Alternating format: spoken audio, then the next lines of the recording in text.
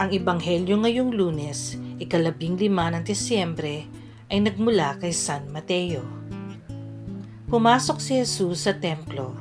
Habang siya'y nagtuturo doon, lumapit sa kanya ang mga punong pari at ang mga pinuno ng bayan, at siya'y tinanong, "Ano ang karapatan mong gumawa ng mga bagay na ito? Sino ang nagbigay sa iyo ng karapatang gumawa nito?" Sumagot si Jesus, "Tatanungin ko rin kayo. Kapag sinagot ninyo ang tanong ko, saka ko sasabihin sa inyo kung ano ang karapatan kong gumawa ng mga bagay na ito. Kanino nagmula ang karapatan ni Juan upang magbautismo? Sa Diyos ba o sa tao? Kaya sila'y nag-usap-usap. Kung sasabihin nating mula sa Diyos, sasabihin naman niya sa atin, bakit hindi ninyo siya pinaniwalaan? Ngunit kung sasabihin nating mula sa tao, baka kung ano ang gawin sa atin ng mga taong bayan.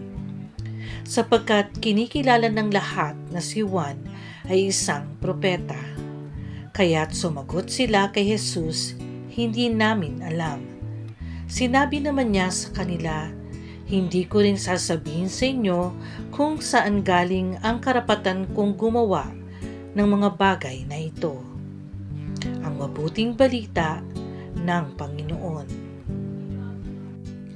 Ang ating refleksyon ay nagmula kay Brother Paulo Fresnosa mula sa Hand of the Sower Catholic Community. Anong karapatan ni Jesus sa buhay ko?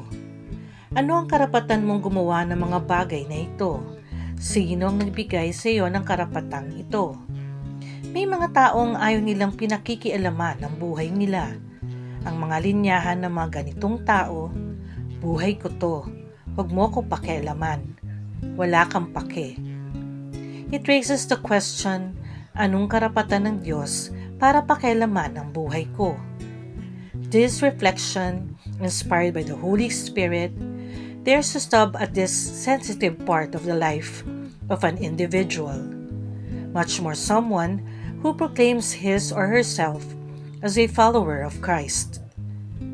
Sa pinaghirapan kong pera, ano bang karapatan ni Jesus para pakialaman ang finances ko? Sa katawan ko, sa desisyon ko, ano bang karapatan ni Jesus sa pagpapalaki ko ng aking mga anak? Ano bang karapatan ni Jesus para pakialaman ang ugali ko?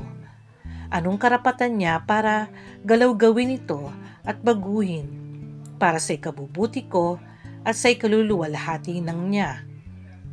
Kapatid, kahit pa napakalaki ng karapatan ng Diyos para pakialaman ang buhay natin dahil siya naman ang lumikha sa atin, kakatok lang siya.